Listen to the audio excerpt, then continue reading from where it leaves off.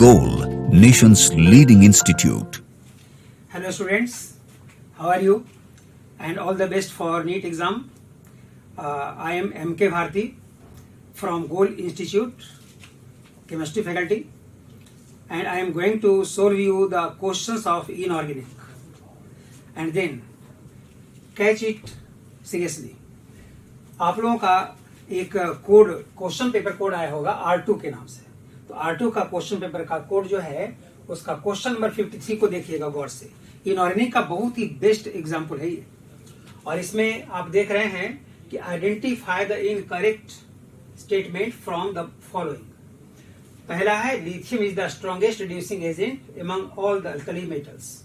यहाँ पर ध्यान रखिएगा कि अल्कली का स्टैंडर्ड रिडक्शन पोटेंशियल नेगेटिव में सबसे ज्यादा होता है लिथियम का, इसलिए लिथियम को स्ट्रॉन्गेस्ट रिड्यूसिंग एजेंट माना जाता है। दूसरा ऑप्शन है, ये सही है। दूसरा option, alkali metals react with water to form their hydroxides. जितने भी अल्कली मेटल्स हैं वो सभी वाटर से रिएक्ट करते हैं और वो अपना अपना हाइड्रोक्साइड फॉर्म करता है बाय रिलीजिंग हाइड्रोजन गैस। इसका मतलब ये सेकंड स्टेटमेंट भी सही है। थर्ड स्टेटमेंट को देखिए कि the oxidation number of K in KO2, तो KO2 कहलाता है potassium super oxide. Potassium super oxide, और इस पोटेशियम सुपर ऑक्साइड में ऑक्सीजन पर O2 पर -1 स्टेट होगा, तो स्वाभाविक है कि पोटेशियम पर +1 होगा। लेकिन यहाँ दिखा रहा है क्या चीज कि इज +4, ये गलत है। ये ऑप्शन आपका यही चुनना था, गलत ऑप्शन को। यहाँ पर होना चाहिए +1, लिखा गया +2, ये गलत है। ये statement ionisation enthalpy of alkali metals decreases from top to bottom. और आप लोग जानते हैं कि अल्कली मेटल्स या किसी भी ग्रुप में generally ionisation enthalpy decreases from top to bottom due to increase in atomic size. तो इस तरह से हम लोग देख रहे हैं कि क्वेश्चन नंबर 53 का इनकरेक्ट स्टेटमेंट जो पहचानने के लिए कहा गया है वो है ऑप्शन नंबर 3। चलिए दूसरी तरफ क्वेश्चन नंबर 55 पर। तो क्वेश्चन नंबर 55 कहता है कि given below are 2 statements, 2 statement दिया हुआ है। एक में लेबल किया गया है ए के रूप में जो एसर्शन कहलाएगा, और दूसरा है लेवल बी जो लेवल आर जो रीजन कहलाएगा। एसर्शन स्टेटमेंट होगा, रीजन उसका एक्सप्लेनेशन के बारे में कह रहा है। अब देखिए असर्शन ए में ICl is more reactive than I2। आप जानते हैं कि I2 एक नॉन पोलर मॉलिक्यूल है, कोवेलेंट, और ये जो है ICl वो पोलर है due to difference in electronegativity. अब यहाँ पर कहेंगे आप कि ICl में कुछ पोलरिटी आने की वजह से उसमें रिएक्टिविटी जो है वो बढ़ जाएगी, बट उसमें पोलरिटी नहीं है। तो पहला स्टेटमेंट जो है वो बिल्कुल सही है। दूसरा रीजन को देखिए, ICl bond is weaker then I2। आपको पता है ना कि I2 एक कोवेलेंट बॉन्ड बना रहा है और ICl भी कोवेलेंट है, बट स्लाइटली पोलरिटी अनिकेट due to difference in electronegativity. इसलिए कहेंगे कि जो आयोनिक नेचर स्लाइटली भी शो करेगा ना, उसका बॉन्ड नेचर जो है वो वीक हो जाता है, इसलिए इसका बॉन्ड नेचर वीक है। दोनों स्टेटमेंट सही है, और दोनों स्टेटमेंट सही है तो आप कह सकते हैं कि इसका सही आंसर होगा ऑप्शन नंबर 2, क्योंकि ये मोर रिएक्टिव है due to weaker bond nature. हालांकि बॉन्ड एनर्जी इसकी ज्यादा है उससे, लेकिन यहाँ पर पोलरिटी आने की वजह से उसका बॉन्ड जो है वो वीक हो जाता है, इसलिए इसका रिएक्टिविटी ज्यादा होगा, और ये इसका आंसर हो जाएगा ऑप्शन नंबर 2। इसको आप देख सकते हैं, और दोनों क्वेश्चन को अच्छी तरीके से आप समझ करके पहचान लीजिए, क्योंकि हम बताने वाले हैं एक अलग ऑप्शन और भी। अब देखिए उसी R2 सेक्शन का आपका क्वेश्चन नंबर 56। क्वेश्चन नंबर 56 कहता है कि match list 1 with list 2। List 1 के सामने आप देख रहे हैं कुछ एलिमेंट और कंपाउंड लिखा हुआ है, लिस्ट 2 में उसी का यूज एप्लीकेशन दे रखा है। अब आपको पहचाना है कि इनमें से कौन सा ऑप्शन किससे मैच करेगा। अब इसमें देखिए लिथियम को इलेक्ट्रोकेमिकल सेल में लिथियम को यूज किया जाता है, और ये है मैचिंग करता हुआ ऑप्शन नंबर 2 से, यहाँ लिस्ट के 2 से मैच कर रहा है, यानी कि ये मैच करेगा इससे। अब देखिए सोडियम जो है वह coolant in fast breeder reactant, यानी कि सोडियम 3 से मैच कर रहा है। Potassium good absorber of CO2, यानी इससे मैच करेगा। और सीजियम को तो आप देखे ही होंगे, इन सभी स्टेटमेंट आपके एनसीईआरटी से मैच करता है। और गौर से देखेंगे आप कि फोटो इलेक्ट्रिक सेल में सीजियम के बारे में लिखा हुआ है। तो अब आप लोगों को इस बात पर फोकस करना है, इनमें से किसी एक को आपने एनसीईआरटी में पढ़ करके दिमाग में सेट कर लिया तो निश्चित तौर पर ऑप्शन का सही आंसर पता चल जाएगा। अब देखिए सीजियम को फोटो इलेक्ट्रिक सेल में यूज किया जाता है, यानी डी मैचेस विथ 4। अब डी मैचेस विथ 4 कहाँ लिखा हुआ है? इस ऑप्शन में। बाकी किसी को जानने की आवश्यकता नहीं, लेकिन जान लीजिए यही ऑप्शन नंबर 1 जो है ना वो सही होगा। क्यों? क्योंकि आपने पढ़ा होगा कि सीजियम फोटो इलेक्ट्रिक सेल में यूज किया जाता है। एनसीईआरटी के एस ब्लॉक वाले में एक नीचे का लाइन लिखा हुआ है, उसमें पढ़िएगा, आपको मिल जाएगा। तो डी का ऑप्शन नंबर 4 अगर मैच करता हो तो चारों ऑप्शन को गौर से देखने की जरूरत नहीं है। देखना यह है कि डी ऑप्शन नंबर 4 में कहाँ मैच कर रहा है। तो डी ऑप्शन नंबर 4 में कहीं मैच नहीं किया है सिवाय फर्स्ट के, इसलिए इसका आंसर कौन हो जाएगा? Option number first. चलिए ये क्वेश्चन नंबर 57 उसी इनऑर्गेनिक का, बहुत ही इंपॉर्टेंट, जो लगभग हर साल इस तरह का क्वेश्चन पूछा जाता है। और क्लास में भी आप लोगों को ये हिंट्स किया जाता होगा कि जब कभी आप आईयूपीएसी नोमेनक्लेचर करेंगे मोर देन ये 3 डिजिट्स में रहेगा ना, 100 से शुरू होगा और 100 से ज्यादा। तो यहाँ पर 119 दिया हुआ है, 119। आप लोगों को बताया गया होगा कि 1 के लिए अन, फिर 1 के लिए अन और 9 के लिए एन, अंत में लगाएगा ईएम। तो अन अन इनियम कहाँ है? ऑप्शन नंबर अन अन इनियम ऑप्शन नंबर 2, इसलिए उसका आंसर होगा 56 का ऑप्शन नंबर 1 और 57 का ऑप्शन नंबर 2। इसको माइंड सेट कर लीजिए और जो आपने लिखा है वो बिल्कुल सही है। अब देखिए क्वेश्चन नंबर 60। क्वेश्चन नंबर 60 में कहता है कि gadolinium has low value of third ionization enthalpy because of. अब जितने ऑप्शन दिए गए हैं ना उन सबों में देखिएगा कि ऑप्शन नंबर 3 के अलावा कोई उसमें फैक्टर अप्लाई नहीं होता है। ये तो डायरेक्ट ऑप्शन पता चल जाता है। गैडोलिनियम को बेसिक कैरेक्टर से कोई रिलेशन है ही नहीं आयोनाइजेशन एंथैल्पी को। स्मॉल साइज, आप जानते हैं कि स्मॉल साइज अगर होगा तो आई हाई होगा, और यहाँ पर लो वैल्यू दे रखा है। और लो वैल्यू का मतलब है कि जरूर उसके इलेक्ट्रॉन जो अनपेयर, जैसे मान लीजिए गैडोलिनियम है एटॉमिक नंबर 64। अब यहाँ पर जेनॉन के बाद 6s2 5d1 और 4f7, जब 2 इलेक्ट्रॉन निकल जाएगा, 2 इलेक्ट्रॉन रिमूव हो जाएगा I2 की वजह से, तो यहां पर 0 हो गया। अब 1 इलेक्ट्रॉन यहां है और 7 इलेक्ट्रॉन यहां है, ये है हाफ फील्ड। हाफ फील्ड में जानते हैं मैक्सिमम एक्सचेंज इंथैल्पी होता है, और मैक्सिमम एक्सचेंज इंथैल्पी इसमें भी होगा, इसमें भी हो रहा है। तो यहाँ पर क्या कहेंगे कि मैक्सिमम एक्सचेंज इंथैल्पी की वजह से इसका आई जो है वो थर्ड आई लो हो जाएगा। इसका मतलब है कि आंसर हो जाएगा ये, क्योंकि इलेक्ट्रोनेगेटिविटी से कोई लेना देना तो है नहीं आयोनाइजेशन एंथैल्पी को। इसका डायरेक्ट आंसर आपको पता चला है ऑप्शन नंबर 3। लेकिन अब चलिए क्वेश्चन नंबर 62 का। क्वेश्चन नंबर 62 बहुत ही इंपॉर्टेंट है। यहाँ पर वेस्पर थ्योरी आपका काम आएगा, और जो वेस्पर थ्योरी को अच्छी तरीके से समझ चुके हैं उनके लिए यह प्रॉब्लम क्रिएट नहीं करेगा। अब देखिए, among the following which one will have maximum lone pair repulsion? Maximum lone pair lone pair repulsion. अब यहां देखना यह होगा कि सेंट्रल एटम पर सबसे ज्यादा लोन पेयर किस में है।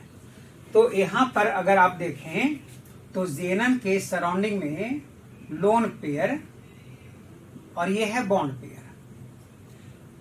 ClF3 को देखें तो Cl में भी F यहां है, T shaped linear T shade.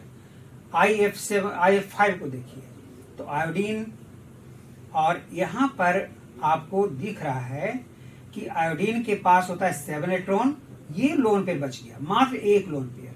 तो F F F F F इस तरह का जो यहाँ दिख रहा है स्ट्रक्चर, सल्फर को देखिए। तो सल्फर के पास ये जो 6 इलेक्ट्रॉन लास्ट में हैं, उसमें से अब लोन पेयर यहाँ है, और चूंकि इसमें बॉन्ड पेयर है 4, तो 4 बॉन्ड पेयर अगर हम लोग दिखा रहे हों इस तरह से, तो आप देख रहे हैं कि यहाँ पर सिर्फ एक लोन पेयर बचा हुआ है। तो मैक्सिमम लोन पेयर पर उसमें होगा जिसके सेंटर एटम पर सबसे ज्यादा लोन पेयर दिखाई पड़ता हो। तो देख रहे हैं सेंटर एटम के करीब में 3 लोन पेयर दिखाई पड़ रहे हैं, तो मैक्सिमम लोन पेयर रिपल्शन इसमें होगा। इसी का नतीजा है कि वो डिस्टेंस भी ज्यादा ऑक्यूपाई करेगा, और वो चला गया इक्वेटोरियल पर, और ये रह गया एक्सियल पर। यहाँ पर इक्वेटोरियल में मात्र 2 है, यहाँ पर 1 है, यहाँ पर एक्सियल पर 1 है। तो मैक्सिमम लोन पेयर रिपल्शन इसमें हो रहा है, इसलिए इसका सही आंसर है ऑप्शन नंबर 1। तो यहाँ पर आप लोगों को ध्यान रखना है कि जब वेस्पर थ्योरी के मुताबिक इसका स्ट्रक्चर बनाएंगे तब पता चलेगा कि इसका ऑप्शन नंबर 1 जो है वो बिल्कुल।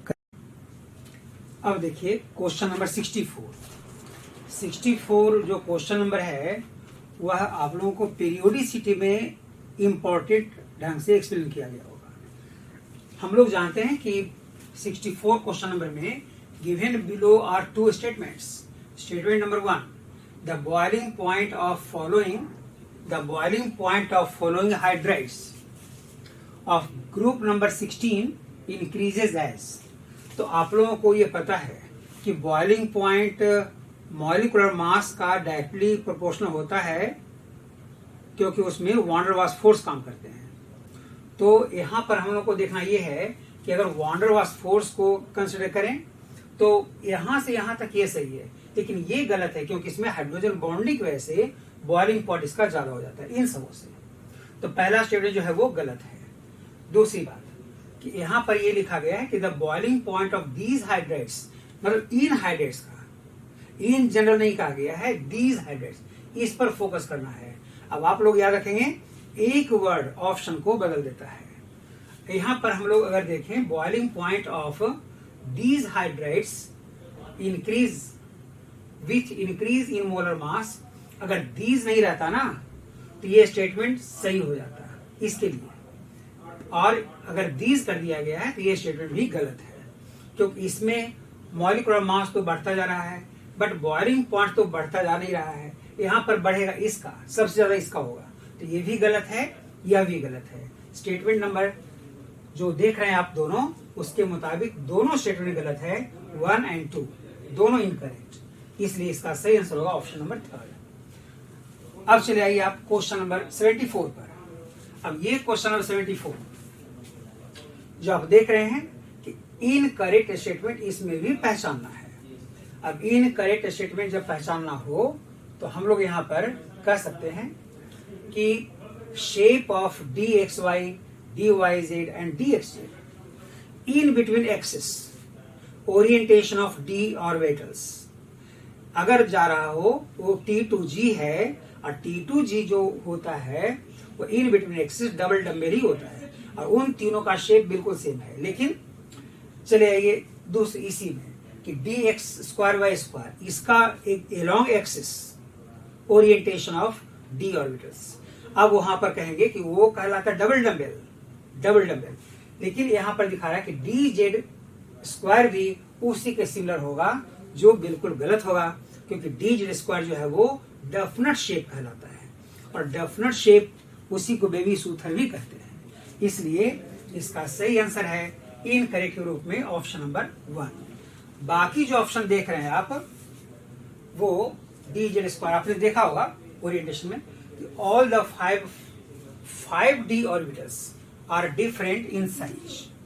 तो सभी 5d ऑर्बिटल के जो 5 बॉक्सेस हैं ना, 5 ऑर्बिटल्स, वो different in size when compare to the respective 4d और 5d स्पेस ज्यादा ऑक्यूपाई करेगा, डिफरेंट साइज हो जाएगा। ये ऑप्शन बिल्कुल सही है। All the 4d orbitals have shapes similar to the respective 3d orbitals. तो यहाँ पर 4D और 3D में अगर कंपेयर करेंगे, आपने देखा होगा कि जब ओरिएंटेशन यानी कि मैटिक क्वांटम नंबर में पढ़ रहे होंगे तो 4D और 3D का शेप जो है वो अप्रॉक्स सिमिलर ही चला जाता है। तो ये सही है, यानी कि अगर पहला गलत हो गया और गलत को पहचानना हो तो आप समझ जाइए कि तीनों ऑप्शन जो दिया गया है ना वो सही ही है। और सही है, आप पढ़ के देखिएगा, पता चलेगा। In an atom all the 5 3D orbitals are equal in energy, उसे कहते हैं डीजेनरेट ऑर्बिटल्स। और ये बिल्कुल सही है। फ्री स्टेट में रहेगा तो ये बिल्कुल सही है। इसका मतलब ये हुआ कि ऑप्शन नंबर 1 इसका सही है, जो क्वेश्चन नंबर 74 है। इस क्वेश्चन को देखिए आप, क्वेश्चन नंबर 76। इसमें कंप्लीटली जो क्वेश्चन दिया हुआ है वो MOT पर रिलेटेड है। और MOT से जब रिलेटेड होगा तो आप लोगों को हर चीज पर ध्यान रखनी होगी। पूछा जा रहा है कि विच एमंग्स्ट द फॉलोइंग इज इनकरेक्ट। अब इनकरेक्ट आपको पहचानना है। 4 ऑप्शन दिया हुआ है, 1 बाय 1 पढ़िएगा। अगर आपको किसी जगह लग गया कि ये आपके मुताबिक यानी अकॉर्डिंग टू द कॉन्सेप्ट बिल्कुल गलत लग रहा है, वहीं पर रुक जाइए, क्योंकि अगर वहां मिल गया गलत है तो बाकी सब जरूर सही होगा। चलिए हम एग्जाम्पल आपको देते हैं। इस ऑप्शन नंबर 1 को देखिए, O2 आयन इज डायमेटिक। डायमेटिक तभी होता है जब उसमें अनपेयर्ड की संभावना बिल्कुल नहीं हो। यहाँ पर अगर आप इलेक्ट्रॉन के नंबर को देखें तो ऑक्सीजन का एटॉमिक नंबर होता है 8, तो 8 इंटू 2 16 हो गया। 16 में से 1 निकल गया, बच गया 15। 15 जो है वो ऑड नंबर है, ये डायमेटिक हो नहीं सकता है। यानी कि कहने का मतलब कि ये पैरामेट्रिक ही होगा ड्यू टू अनपेयर्ड 15वां इलेक्ट्रॉन, 15th इलेक्ट्रॉन। इसलिए आपका इनकरेक्ट में पहले ही झलक में आपको पता चल गया। अब आप तीनों ऑप्शन को पढ़िए, समझिए या ना समझिए, कोई फर्क नहीं पड़ेगा। टाइम वेस्ट करने की कोई आवश्यकता नहीं है। आप लोगों के लिए टाइम का इंपॉर्टेंस रहता है, तो इसलिए जरूरी है कि पहले ऑप्शन को हम लोगों ने पहचान लिया कि वही है इनकरेक्ट, तो आगे पढ़ने की कोई आवश्यकता नहीं पड़ेगी, क्योंकि वो इनकरेक्ट ऑलरेडी है।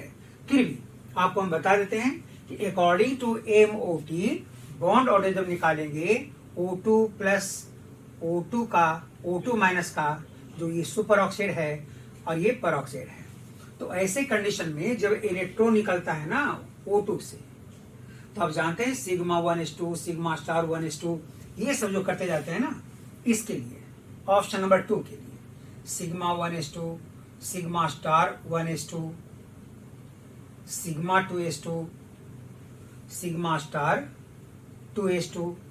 अब यहाँ पर आप लोगों को एक सावधानी बरतनी पड़ती होगी कि अगर इलेक्ट्रॉन की संख्या 14 तक हो तो पहले बनता है पाई बॉन्ड, और अगर 14 से ज्यादा हो जाए, जैसे 16 है ऑक्सीजन में, तो पहले बनेगा सिग्मा फिर बनेगा पाई। तो सिग्मा 2pz2 फिर बनेगा पाई 2px2 और इक्वल एनर्जी होती है उसकी पाई 2py2। और उसके बाद यहां पर पाई स्टार 2px और पाई स्टार 2py ये लिखते हैं। लेकिन आपको 15 इलेक्ट्रॉन को काउंट करना है। 2 2 4 2 6 8 10 12 14, एक यहाँ चाहे यहाँ दे सकते हैं। यही अनपेयर्ड इसको बना देता है पैरामेट्रिक, जो ऊपर में लिखा हुआ है, और लिखा हुआ है डायमेट्रिक, इसलिए वो गलत है। इसी ऑर्डर में इलेक्ट्रॉन जितने हैं उसको जब चेक करेंगे तो बॉन्ड ऑर्डर जो है आपका निकल जाएगा। इसलिए बॉन्ड ऑर्डर अगर इसका निकालेंगे तो आपको कितना मिलेगा O2 का। अब यहाँ पर है bonding electrons minus anti bonding electrons divide by 2, तो बॉन्डिंग इलेक्ट्रॉन मिल गए 2 2 4 6 8 10 में से माइनस करेंगे एंटी बॉन्डिंग को 2 2 4 और स्टार वाले में देखिए एक यहाँ है 5, यानी कि ये मिल गया आपको 2.5, जो बिल्कुल ये सही है। इस तरह से आप जब निकालेंगे ना तो सबों का यही अरेंजमेंट आपको मिल जाएगा, बॉन्ड ऑर्डर बिल्कुल सही है। चलिए C2 को देखिए, C2 में इलेक्ट्रॉन है 12, अगर 12 को देखेंगे आप तो 2 2 4 2 6 2 8, लेकिन यहां पर वो ऑर्डर चेंज कर जाएगा। यानी C2 के लिए इसके लिए आप देख सकते हैं C2 के लिए कि इलेक्ट्रॉन है 12 तक रहता है तो पहले बनता है पाई बॉन्ड। अब यहाँ पर कन्फ्यूशन करेंगे, sigma 1s2, sigma star 1s2, sigma 2s2, sigma star 2s2। अब लिखेंगे पाई 2px इक्वल है पाई 2py। बस यहीं पर देखिए 2 2 4 2 6 8, 2 देंगे तो 10 और 2 देंगे तो 12। चूंकि इसकी एनर्जी इक्वल है, इक्वल एनर्जी वाले को कहते हैं डी जनरेट पाई और मॉलिक्यूलर ऑर्बिटल्स। तो डी जनरेट पाई मॉलिक्यूलर ऑर्बिटल है ये, और उसमें 4 इलेक्ट्रॉन है। तो देखिए 2 2 4, इसका मतलब ये बिल्कुल सही है। H2 में तो 1 इलेक्ट्रॉन है ही, इसका मतलब ये हुआ कि इसका incorrect statement only first, incorrect statement only first, इसका ही हो गया। चलिए क्वेश्चन नंबर 79 को देखिए। 79 में क्या है, IUPAC nomenclature for the complex. अब ये कॉम्प्लेक्स दिया हुआ है, आप देख रहे हैं, एक साइनाइडो पर 1 माइनस तो 2 साइनाइडो पर 2 माइनस, ये हो गया -2। यहां पर ये है 0, तो -2 को ओवरऑल चाहिए +2, तो +2 का 2 सिल्वर आयन यहां इंतजार कर रहा है। इसका मतलब 1 प्लस आयन यहां रहेगा, 1 प्लस यहां रहेगा। वाटर पर नेट चार्ज 0 है, तो ये हो गया कॉम्प्लेक्स केटायन और ये हो गया कॉम्प्लेक्स एनायन।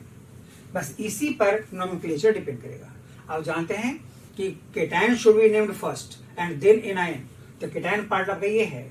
अब यहाँ पर एक ही लिगैंड है, क्योंकि वो आयन होमोलेप्टिक है, ये भी और वो भी। सिंगल टाइप के लिगैंड अगर सेटिस्फाई करते हो सेकेंडरी वैलेंसी को, तो वो कहलाता होमोलेप्टिक। और यहाँ पर एक ही वाटर का लिगैंड के रूप में है, तो यहाँ पर 2 वाटर है, डाइक्वा सिल्वर 1, फिर dicyanido, dicyanido. Anion ligand should be suffixed by O, always remember it, जानते हैं शायद आप। इसलिए डाइसाइनाइडो, और एनायन पार्ट में अगर मेटल, सेंट्रल मेटल हो एनायन पार्ट में, तो मेटल के नाम के अंदर में 8 लगाया जाता है, 8। तो यहाँ पर कर देंगे अर्जेंटेट, और वो लिखा हुआ है अर्जेंटेट 1। इसका मतलब है ये बिल्कुल सही है। और जब पहले ही ऑप्शन बिल्कुल सही हो गया, तो सेकेंड, थर्ड, फोर्थ को पढ़ने की कोई आवश्यकता नहीं है। क्यों टाइम पास करेंगे आप? और सेकेंड, थर्ड, फोर्थ बिल्कुल गलत है अकॉर्डिंग टू IUPAC नोमेनक्लेचर। इसलिए आप दोनों ऑप्शन यहाँ पर इत्तेफाक से देख रहे हैं कि क्वेश्चन नंबर 76 का भी according to the question option number 1 incorrect, और यहाँ पर करेक्ट पूछा गया नाम, तो यहाँ पर भी ऑप्शन नंबर 1 है। तो दोनों में ऑप्शन नंबर 1 ही है, याद रखिएगा। अब देखिए क्वेश्चन नंबर 82। क्वेश्चन नंबर 82 में आप लोगों को जो स्टेटमेंट यहाँ दिया गया है, कार्बन फैमिली से बिलोंग कर रहा है, और कार्बन फैमिली जो P ब्लॉक का 11th क्लास में पढ़े थे, उसी पर डिपेंडेंट क्वेश्चन है। Choose the correct statement, correct को आपको चुनना है। पूछा, कहा गया है कि both diamond and graphite are used as dry lubricant. Graphite तो ठीक है, लेकिन डायमंड को यूज नहीं करते हैं हार्ड होने के कारण, यानी लुब्रिकेंट के रूप में उसका यूज नहीं करेंगे, इसलिए ये ऑप्शन बिल्कुल गलत है। Diamond and graphite have 2 dimensional network, 2 dimensional network, ये गलत है, क्योंकि डायमंड में each carbon attached with 4 carbon atoms tetrahedrally, और ये कहलाता है 3D स्ट्रक्चर। लेकिन वो जो जितने भी क्रिस्टल होते हैं ना, वो 3D स्ट्रक्चर ही होते हैं। तो ग्रेफाइट और डायमंड दोनों जो है वो टू डायमेंशनल नेटवर्क नहीं शो करेगा, इसलिए दूसरा भी गलत है। तीसरे को देखिए, diamond is covalent but graphite is ionic. Ionic तो हो नहीं सकता है, तो इसलिए कार्बन कार्बन के बीच आयोनिक बॉन्ड बनेगा ही नहीं, तीसरा भी गलत है। चौथे को देखिए, डायमंड है sp3 हाइब्रिडाइज्ड। डायमंड में हर कार्बन 4 कार्बन से अटैच होगा, इसका मतलब कि ये sp3 होगा। लेकिन ग्रेफाइट जो है वो हर कार्बन 3 कार्बन का नेटवर्क शो करता है, यानी कि 1 फ्री इलेक्ट्रॉन, ये कहलाता है sp2। इसका मतलब है कि जो फ्री इलेक्ट्रॉन ग्रेफाइट में रहता है ना, उसी की वजह से ग्रेफाइट गुड कंडक्टर बन जाता है। इसलिए यह जो स्टेटमेंट है बिल्कुल सही है, और यही पूछा गया है कि सही कौन है। ऑप्शन नंबर 4, यहाँ पर हो गया sp2, यहाँ हो गया sp3। इसलिए यही बिल्कुल करेक्ट है और करेक्ट को ही पहचाना था आप लोगों को, इसलिए ऑप्शन नंबर 4। चलिए ये क्वेश्चन नंबर 83 पर। 83 में कहता है इनमें से कौन सा स्टेटमेंट गलत है, मतलब नॉट करेक्ट, सही नहीं है, गलत है, वो वही पूछा गया है। अब यहाँ पर डायबोरेंट से रिलेटेड को ऑप्शन दिया गया है कि डायबोरेंट से रिलेटेड कौन सही नहीं है। अब यहाँ देखिए कि डायबोरेंट के स्ट्रक्चर में आप लोगों को याद होगा कि जब पढ़े थे आप, तो एक हाइड्रोजन ऐसा है जो इस हाइड्रोजन का अटैचमेंट 2 इलेक्ट्रॉन के सेंटर की वजह से 3-3 एटम को जुड़े हुए हैं, इसलिए यहाँ पर यह जो बनाना बॉन्ड आप कहते हैं या 3 सेंटर 2 इलेक्ट्रॉन बॉन्ड कहते हैं, 3 सेंटर है इसमें, तो इसी की वजह से ये हाइब्रिडेशन हो जाता है sp3। और यहाँ क्या लिखा हुआ है sp2 होगा sp3, लिखा हुआ sp2, नॉट करेक्ट, यही तो है नॉट करेक्ट। पहला ऑप्शन पता चल गया, तीनों ऑप्शन को पढ़ के टाइम वेस्ट मत कीजिएगा। लेकिन आप लोगों को चूंकि सोल्यूशन क्लास दे रहे हैं तो सोल्यूशन में ये बताना जरूरी है कि ये जो बाकी के तीनों स्टेटमेंट है वो सही है या गलत। तो देखिए there are 2-3 centre 2 electron bond, आप देख रहे हैं कि 2 ही जगह ये बॉन्ड है, यानी यह सेंटर जो है वो 3 सेंटर 2 इलेक्ट्रॉन बॉन्ड, यानी ये बिल्कुल सही है। द 4 टर्मिनल BH यानी बोरोन और hydrogen bonds are 2 centre 2 electron bond, यानी यह 2 इलेक्ट्रॉन का 2 ही एटम से अटैचमेंट है, इसको कहते हैं टर्मिनल हाइड्रोजन और इसको कहते हैं ब्रीज हाइड्रोजन। यह है टर्मिनल और यह है ब्रीज। तो इस तरह से यह स्टेटमेंट भी बिल्कुल सही है। कहता है 4th में कि द 4 टर्मिनल हाइड्रोजन एटम्स, यानी ये चारों, and 2 boron atoms, 2 boron lies in a plane, 1 plane, ये भी बिल्कुल सही है। होता क्या है कि मान लीजिए बोर्ड जो देख रहे हैं आप, एक बोरोन यहाँ है, एक बोरोन यहाँ है, एक टर्मिनल उस कॉर्नर पर, एक टर्मिनल इस कॉर्नर पर, एक टर्मिनल इस कॉर्नर पर, एक टर्मिनल उस कॉर्नर पर, तो दोनों बोरोन और चारों टर्मिनल बिल्कुल एक प्लेन पर है।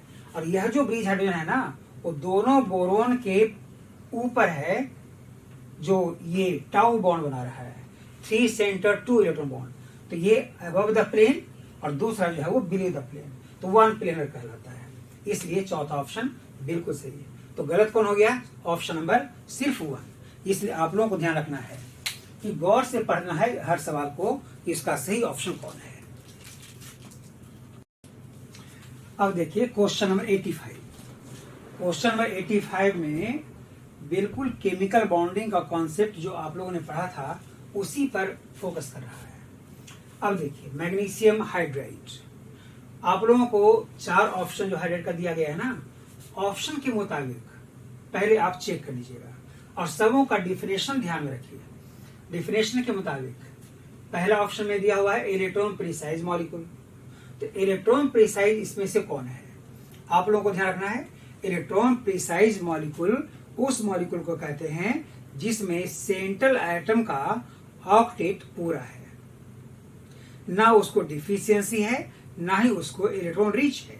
और सेंट्रल एटम का ऑक्टेट अगर पूरा हो तो जरा देखिए आप जर्मेनियम को, तो जर्मेनियम है कार्बन फैमिली का मेंबर, और कार्बन फैमिली में वैलेंस इलेक्ट्रॉन होते हैं 4, और 4 इलेक्ट्रॉन वैलेंस शेल में है और 4 हाइड्रोजन से अटैचमेंट, तो इलेक्ट्रॉन प्रिसाइज जो है वो ये हो गया। यानी कहने का मतलब कि बी का ऑप्शन जो फर्स्ट से मैच करता है वो सही है, तो बी का ऑप्शन 2 जगह मैच कर रहा है फर्स्ट से। अब चले आइए इसके बारे में। आपको पता है कि बोरोन जो है वो वैलेंस इलेक्ट्रॉन 3 शो करता है और उसमें चौथा ऑर्बिटल जो पीजेड है वो खाली पड़ा हुआ है, तो उसको तो डिफिशियंसी फील होगी ही। तो जब B2H6 में इलेक्ट्रॉन की डिफिशियंसी की वजह से वो डायबोरेन जब बनाता है तो 3 सेंटर्ड 2 इलेक्ट्रॉन बॉन्ड बनाकर कुछ हद तक सेटिस्फाई होता है, लेकिन sp3 होने के बावजूद वो उसमें डिफिशियंसी फील करेगा ही। और यही कारण है कि B2H6 को इलेक्ट्रॉन डिफिशिएंट माना गया है, यानी कि C का ऑप्शन मैच करता हो 2 से। अब सी का ऑप्शन मैच करता है 2 से, वो भी देखिए बिल्कुल सही है। दो जगह 1 भी सही है, दो जगह ये भी सही है। अब चलिए ये HF और MgH2। अब एक ऑप्शन दिया हुआ आयोनिक, आपको पता है कि S block metal ionic bond बनाते हैं ड्यू टू कॉम्पेरेटिवली लो आई। तो अदर के कंपेरिजन में लो आई आयोनाइजेशन एंथैल्पी शो करता है एस ब्लॉक। यही कारण है कि मैग्नीशियम हाइड्राइड को आयोनिक नेचर के रूप में माना जाता है। तो आयोनिक नेचर के रूप में जब माना जाएगा तो इसको कहेंगे ए का मैचिंग 4 से, और ए का मैचिंग 4 से यहाँ दिखा रहा है।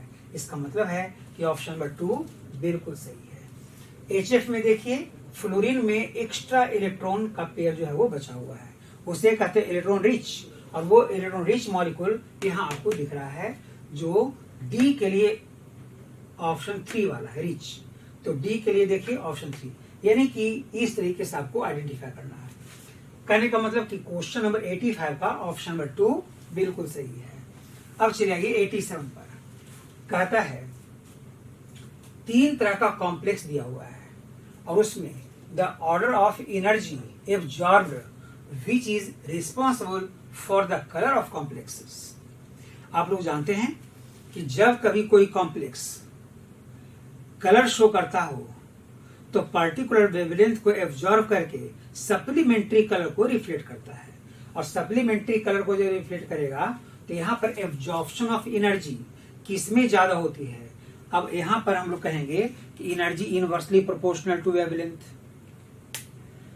और ये भी जानते हैं कि स्ट्रॉन्ग लिगैंड वो होता है जिसकी स्प्लिटिंग एनर्जी ज्यादा हो, और स्प्लिटिंग एनर्जी ज्यादा होती है तो वो कहलाता स्ट्रॉन्गर लिगैंड। अब यहाँ पर स्ट्रॉन्गर लिगैंड के बारे में आप लोगों को स्पेक्ट्रोकेमिकल सीरीज से पता होगा। सबों में EN है, इथिलीन डायमीन, और यहाँ पर H2O। अब इसमें देख रहे हैं इथिलीन डायमीन यहाँ पर 3 है, यानी स्ट्रॉन्गर लिगैंड जो है वो यहाँ पर सबसे सुपर है। तो सबसे ज्यादा splitting energy option number C में होगा। तो सी में यहाँ पे है, यहाँ पर भी है। अब देखना ये है कि ऑप्शन नंबर ए में 2 इथिलीन डायमीन और स्ट्रॉन्गर लिगैंड 2 है। इसका मतलब ये हुआ कि स्प्लिटिंग एनर्जी सबसे ज्यादा इसमें, फिर ए में, अंत में बी, और ये ऑप्शन दिखाई पड़ रहा है CAB के रूप में, और CAB आंसर नंबर 4। इसलिए इसका आंसर नंबर 4 सही है। आप लोगों को पता है कि spectrochemical series according to crystal field theory CFT, splitting energy को ऑर्डर में अरेंज करेंगे लिगेंड्स के लिए तो वो देता है स्पेक्ट्रोकेमिकल सीरीज, और उसी पर यहाँ पर कलर शो करेगा। तो हम लोग कहेंगे कि जिसकी स्प्लिटिंग एनर्जी ज्यादा शो करेगा वो स्ट्रॉन्गेस्ट लिगेंड यहाँ है, और उसी में एब्जॉर्प्शन ऑफ एनर्जी ज्यादा होगी। इसलिए यहाँ पर ऑप्शन नंबर 4 बिल्कुल सही है। यहाँ पर आप लोगों को क्वेश्चन नंबर 91, ये क्वेश्चन केमिकल रिएक्शन पर बेस्ड है। कहता है कि जब न्यूट्रल मीडियम या फेंटली अल्कलाइन मीडियम में KMnO4 का रिएक्शन आयोडीन से होता है तो KMnO4 एक ऑक्सीडाइजिंग एजेंट है। आयोडीन को वो ऑक्सीडाइज कर देता है आयोडीन से आयोडेट आयन में। कहने का मतलब कि KMnO4 अल्कलाइन मीडियम में आयोडीन को आयोडेट में कन्वर्ट कर देता है, मीन्स ऐसे, और उसी समय वो जो KMnO4 है ना वो इस कंडीशन में MnO2 में कन्वर्ट हो जाता है, अब प्लस H2O वगैरह देता है। अब यहां पर कह सकते हैं कि अगर इस तरह से KMnO4 का पूछा जा रहा है कि आयोडीन से बन गया आयोडेट और change in oxidation state of manganese in this reaction. अब मैग्नीज का ऑक्सीडेशन नंबर है +7 और यहां जो प्रोड्यूस किया है वो +4, तो +7 से +4 हो गया। किस ऑप्शन में हम लोग उसको चेक करेंगे, और ऑप्शन जब चेक करेंगे तो यहाँ पर देखिए कि KMnO4 का +7 से +4 होना, +7 से +4 होना यहाँ पर है। यही आंसर बिल्कुल सही है। तो ये है क्वेश्चन नंबर 19 का ऑप्शन नंबर 2 बिल्कुल सही आंसर होगा। अब चलिए ये क्वेश्चन नंबर 92 का। क्वेश्चन नंबर 92 में कहता है कि 2 लिस्ट दिया हुआ है। लिस्ट 1 में ओर का नाम है और लिस्ट 2 में कंपोजिशन। मेटलर्जी में आपने पढ़ा होगा ओर्स का, और एनसीईआरटी में कुछ ओर का लिस्ट दिया हुआ है। तो जब कभी हम लोग ओर्स को देखें तो हम लोगों को जो याद है उसी पर ज्यादा फोकस करेंगे। आप ओर का नाम और फॉर्मूला याद किए होंगे, इसलिए हेमेटाइट Fe2O3 है, मैच करवाएंगे 3 से। हेमेटाइट। मैग्नेटाइट जो है वो Fe3O4 है, कालामाइन जो है वो 2 है, और कार्बोनाइट जो है वो एल्युमिनियम का ओर है। एनसीईआरटी में दिया हुआ है, तो सारे क्वेश्चंस एनसीईआरटी बेस्ड है। अब यहाँ पर हेमेटाइट A3 से मैच करता है, A3 से मैच करने वाला यहाँ भी है, यहाँ भी है। B जो है वो 1 से मैच करता है, B1 से यहाँ भी है, यहाँ भी है। C जो है वो 2 से मैच करता है, तो C जो है वो 2 यहाँ है, 4 यहाँ। ये ऑप्शन बिल्कुल सही हो गया, यानी कि ऑप्शन नंबर यहाँ पर 3। इस तरह से आप लोगों को इस नीट के एग्जाम में जितने भी इन और इन के क्वेश्चंस आए हैं उसका सही आंसर यही दिया गया है। इसलिए आप लोगों को इसी बात पर फोकस करना है, और ऑल द बेस्ट। ठीक है।